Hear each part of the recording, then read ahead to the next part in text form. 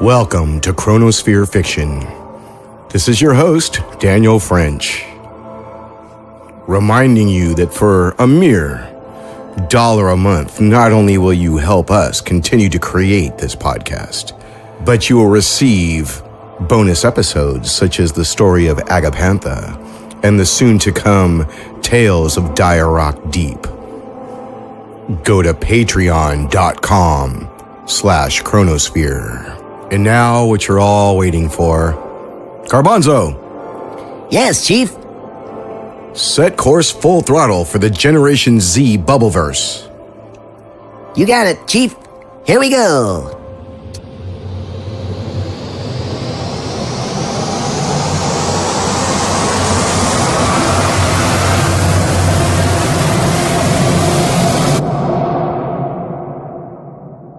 Generation Z, Episode 1, Centenary Approaches, by Blake Benlin. 99 years have passed since the zombie outbreak. We join Kevn at his family home in Dead Zone 7, formerly the Central Coast of California. Hey, Nick, you want to go out for a while? Can't. Watching TV. You've been watching TV for like 2 weeks nonstop. It's a marathon. I'm binge watching. Come on, the sun's out today. Nah, the heat makes me stink after a while. You can borrow some of my air fresheners if you want. Do you have pina colada? All out, just pine. Bleh, pass. What the heck are you watching anyway? Days of Our Deaths. Yeesh. What? You'd seriously rather watch that trash than go out for a walk, get some fresh air? Trash? Hey, this show's got great character development. Dave was just about to marry Suzanne before Ricky objected on the grounds that he found her supposedly dead ex Donovan's head in her fridge, which means legally they're still married, and now Donovan's head is about to tell all. That's dumb. You're dumb. Why don't you just hang out with, what's his name, Greg? Greg's still visiting Dead Zone 12 with his family. He'll be gone till next Tuesday. Well, what about Walt? I called his house and they said he wandered off 2 days ago. Hasn't come back yet. Isn't answering the phone either. Uh-oh. He's probably just out exploring the woods. Wish he took me with him. Hope he didn't get eaten by scavengers. Funny. Why don't you just go out on your own then? Because it's boring. I've probably walked over every inch of DZ7 like 27 times at this point. Some company would be nice. You can join me here on the couch if you want. No thanks. Well, maybe Dad'll go with you. You upstairs? Yeah, working on something, I think. Worth a shot. If you change your mind about Days of Our Deaths, I'll be here. Yeah, I bet you will be.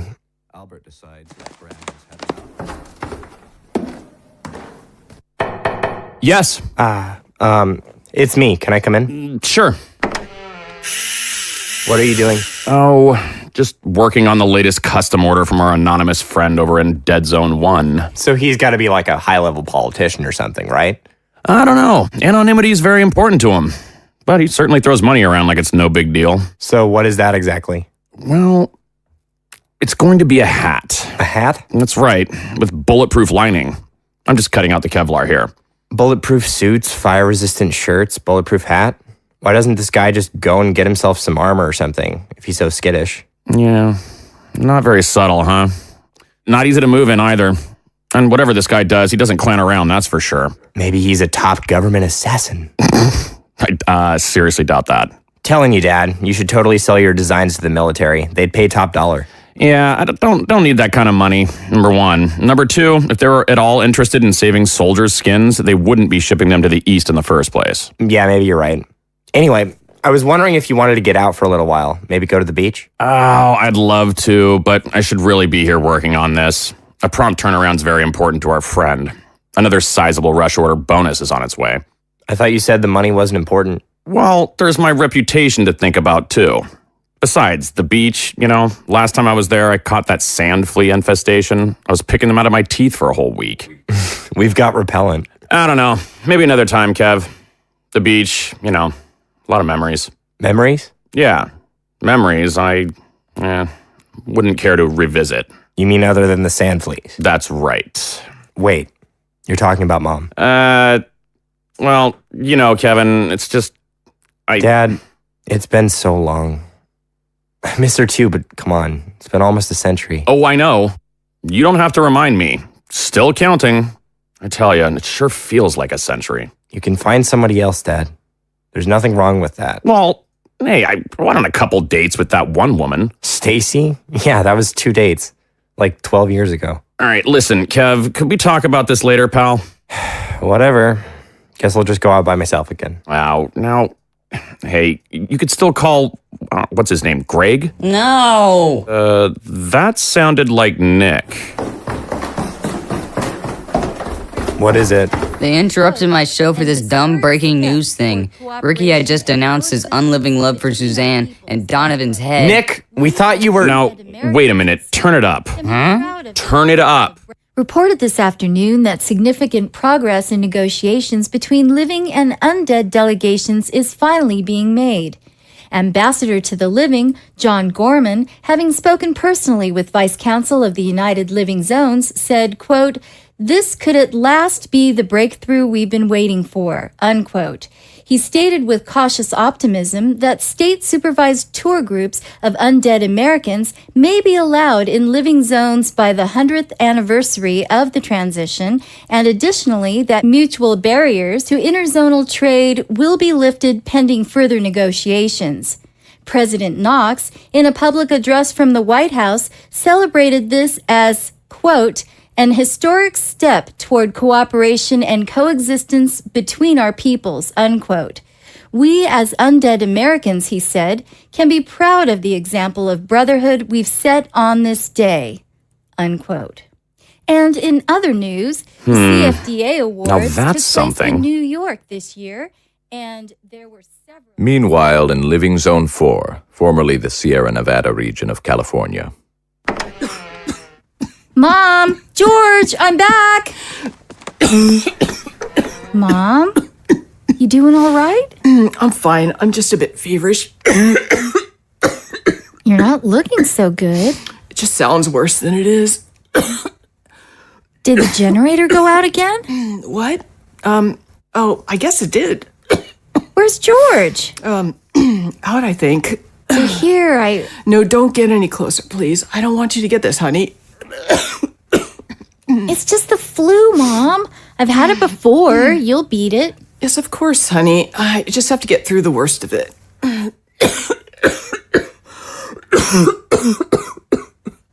Anyway, here. I've been out gathering for a few hours. Found some more blackberries in the usual spot. Lots of pine nuts, miner's lettuce. There were even some raspberries on the other side of the creek. Samantha, you know you should be crossing the creek. I know, but there was nobody around and I could see them right across. Anything in the dead zone could be carrying that virus, Sam. We've had stuff from across the creek before and it's never hurt us. It's too risky. No more venturing across the creek. It's just too easy to get infected. Fine, whatever. Anyway, everything here should last us for a couple more days. Longer if George is out there hunting for some meat. Honey, Yeah? oh, do you mind? Could you make me some of that pine needle tea? I think it'll help my throat. Of course, Mom. Let me just get a fire going out front. Ah, thank you, sweetie. Just be careful. If you need anything else, just call.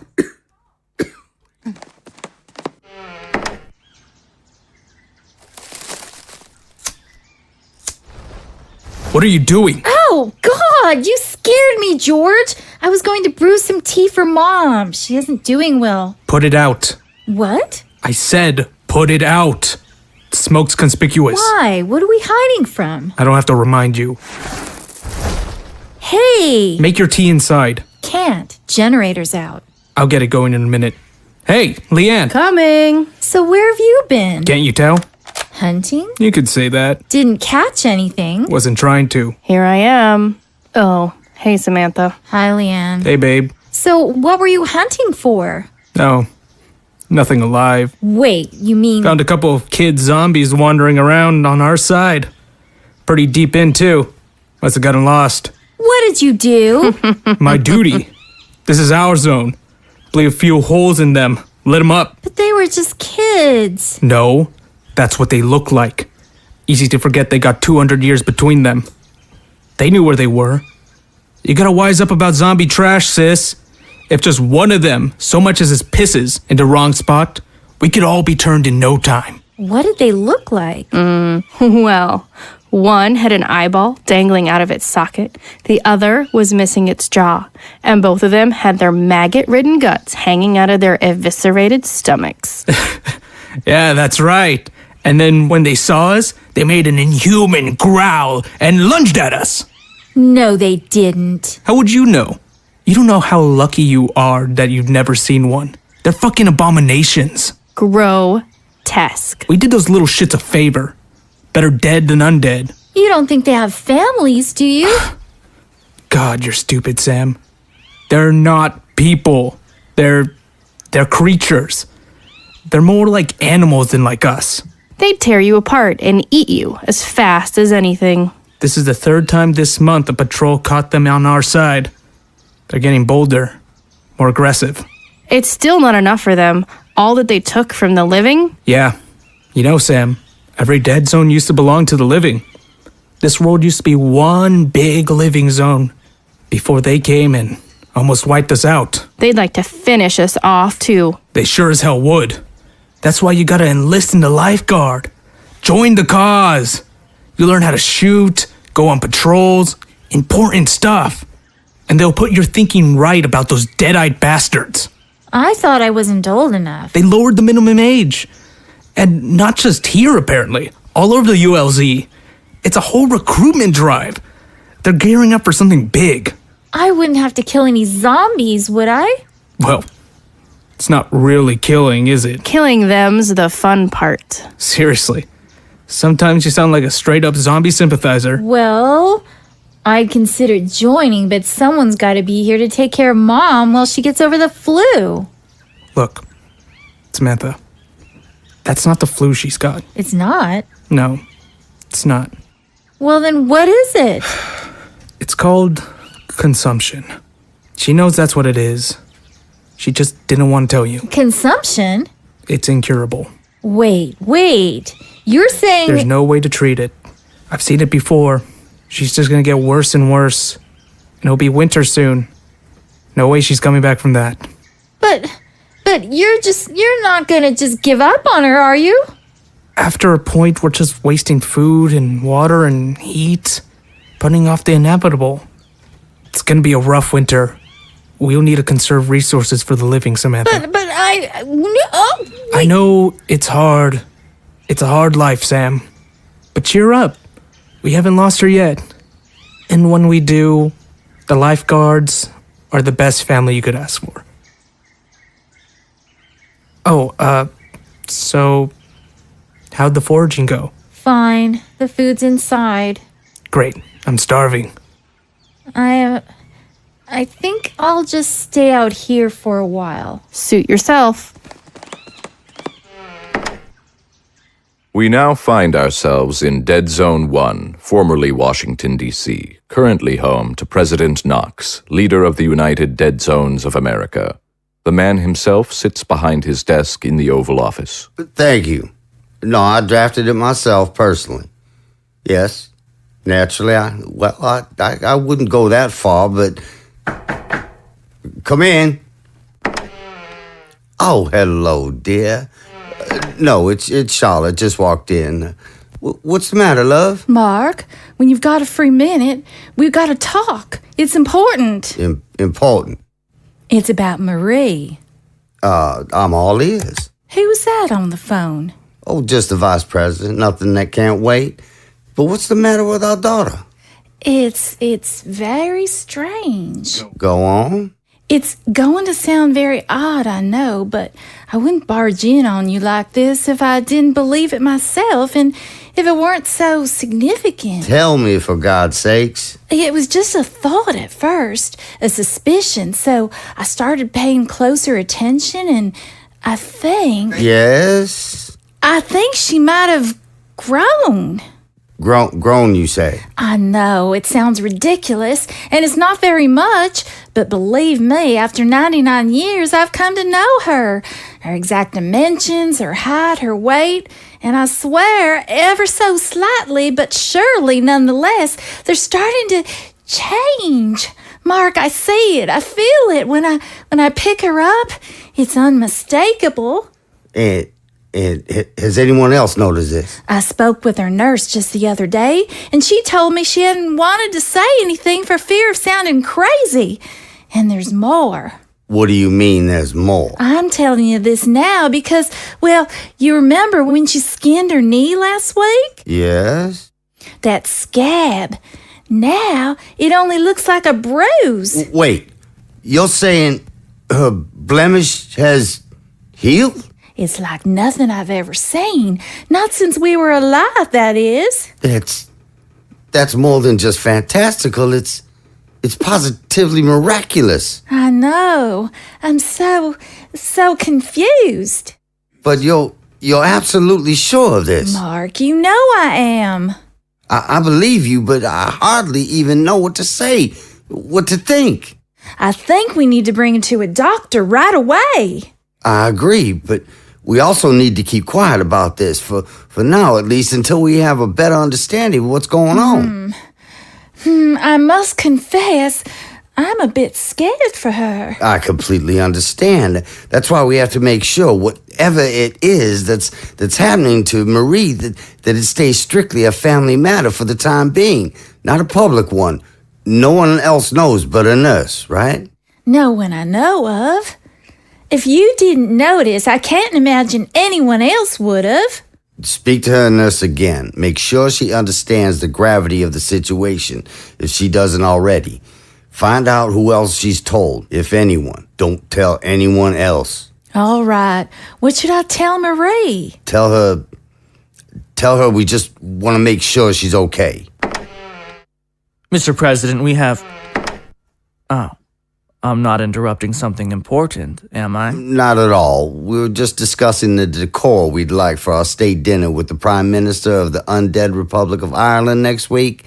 What's the trouble? I don't mean to blow the matter at hand out of proportion, but some might say we are faced with a national emergency of sorts. Now, I'm not among them, but... A national emergency? Yes, sir.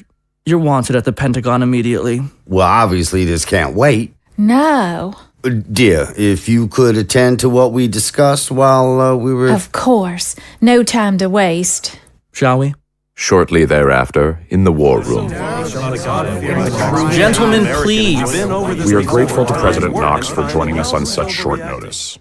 Pressing hardly does justice to the magnitude of the circumstances. Noted. Now, could you please inform me what exactly is amiss, General? Certainly, sir. If you'll just direct your attention to the pictures on the screen, sir. Our satellites captured these images over the course of the past week. The highlighted masses of shapes along the red lines are military encampments.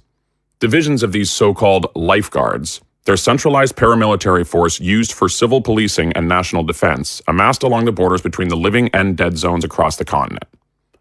This buildup has been alarmingly hasty, undoubtedly planned well in advance, and I must regard this, Mr. President, as an act of preparation anticipating full-scale hostilities. War, in short. Mr. President, I must point out that this is no invasion. The guards, as you can see, have respected the integrity of our rightful lands. Can the living not occupy their own? Surely where would a force intended for the defense of a nation better reside than at the borders of that nation? Would we not do the same had we adequate numbers at our disposal? Precisely why the possibility of aggressions on the continent is so deeply concerning. Over 90% of our military forces are presently deployed overseas, actively engaged in combat. We've got nothing but reserves. Could any of our armies be withdrawn if necessary? Not without risking considerable losses on any front, as things now stand. The situations in Asia and Africa are delicate. Still, even with the better part of the armed forces in use, the living can hardly have mustered a force capable of making any substantial territorial gains in short time. They're poorly trained, disorganized, poorly provisioned.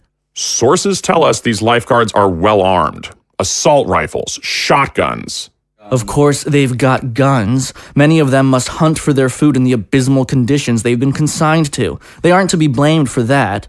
And they're so few in number.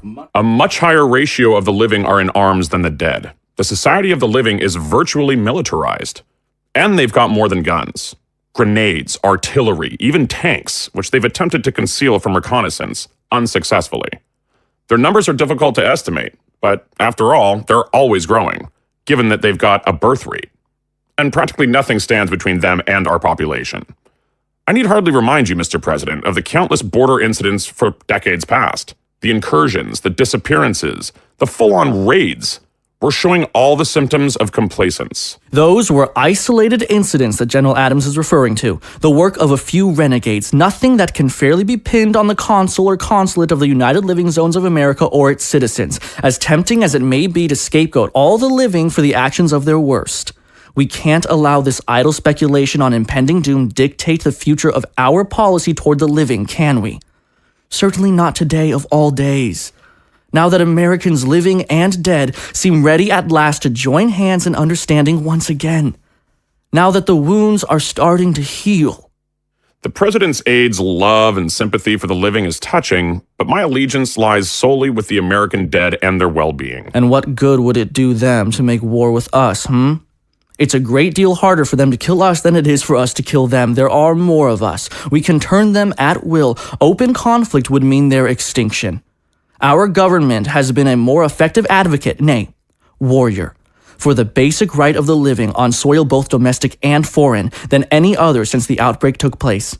We've sacrificed countless souls for them. An attack would make no sense whatsoever. General Adams, what exactly is it you proposing? I advise that we pair all available units with every auxiliary we can muster. Militias, police forces, any armed, organized bodies ready to strike within days. And launch a preemptive assault, disabling key elements of their army and vastly reducing the possible damage a first strike on their part could inflict. And then what? Then? I would think then we negotiate a ceasefire and hammer out a peace on our terms that provides for the safety of our people, but also one that allows for the continuation of the lessening of interzonal tensions. And why would they negotiate after we slaughter them unprovoked? It took a century to win their trust. It will take a millennia to win it back if we lose it now. And all the undead who died in foreign fields for the living will have died in vain. If they mean to make war on us, we'll never find ourselves in a more advantageous position than the one we now occupy. It could make a difference of millions of undead lives, sir. You two both make compelling arguments.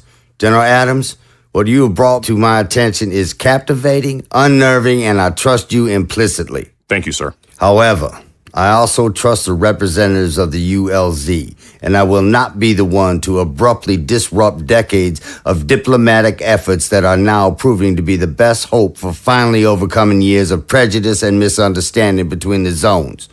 If they say they're ready to bridge the gap, that's not a chance I'm going to throw away. There will be no preemptive assault. But I want our continental forces bolstered in the months to come so that nothing catches us off guard. And I want you, Adams, to make those arrangements right away.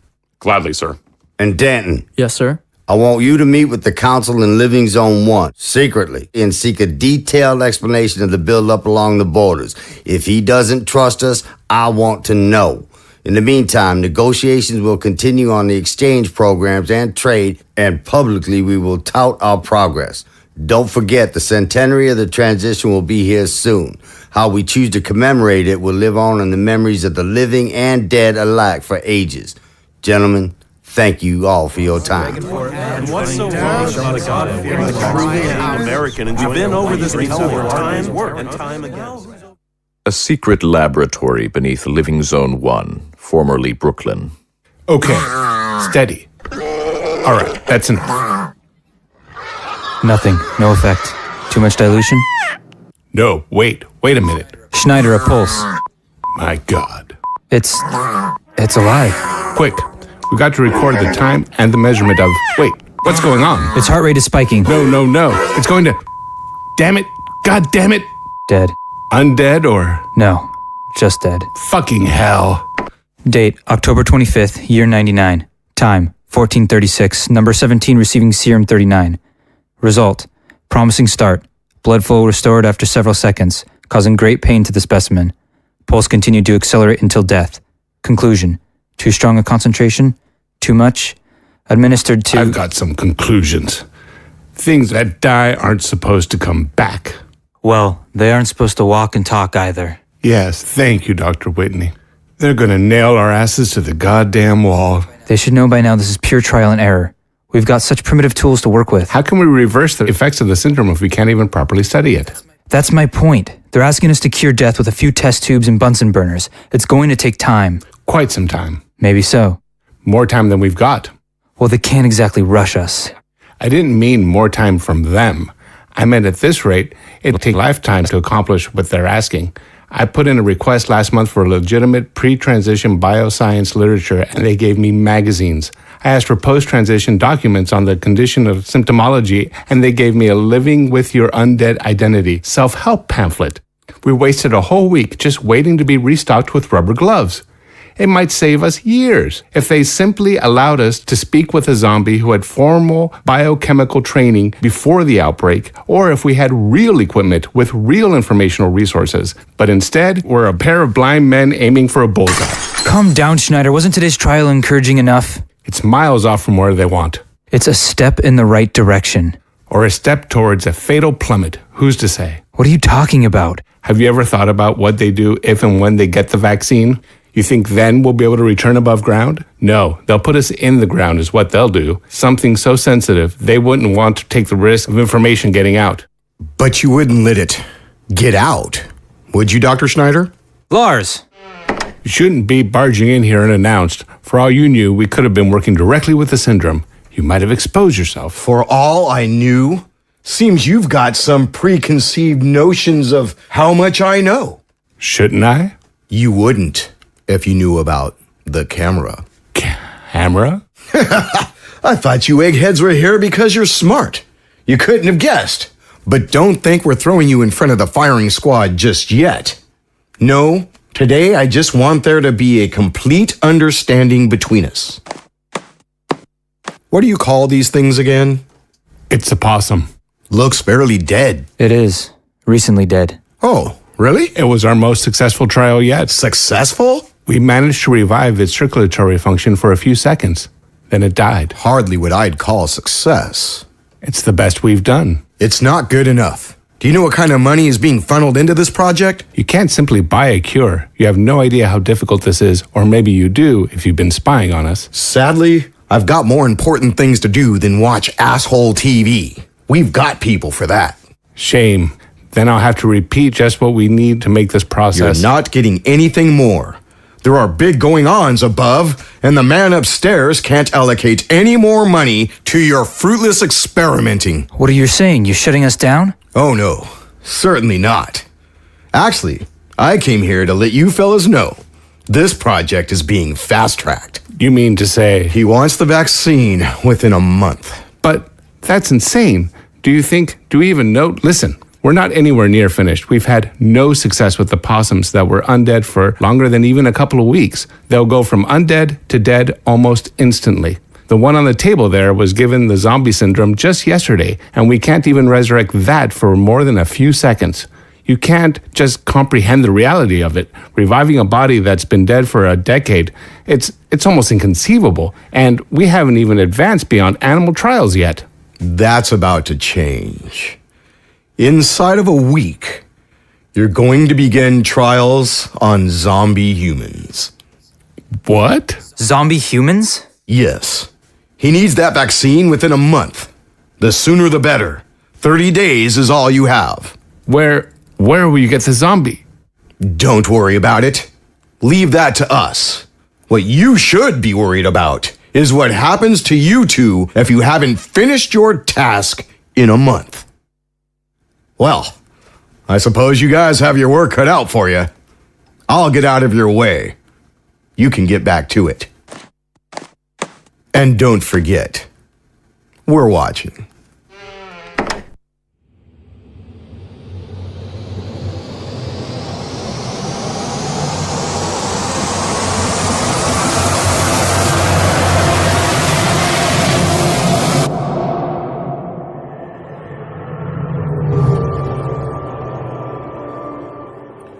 Kevn is Will Gear. Nick is Justin Vincent. Kevn's dad is Warren Clark. The news anchor is Deborah Cristobal. Samantha is Deborah Cristobal. Sam's mom is Kathy Lieberman. George is Dean Garcia. Leanne is Dr. Michelle Booz, making her voice acting debut. President Knox is Van Riker. Charlotte is Deborah Cristobal. Danton is Zach Macias. General Adams is Warren Clark. Dr. Schneider is Rod Diaz. Dr. Whitney is Antonio D'Annunzio. And Lars is Daniel French. Production and sound design is by Daniel French at Fishbonius Sound Design. Please support Chronosphere Fiction at patreon.com/chronosphere or on our Podbean site.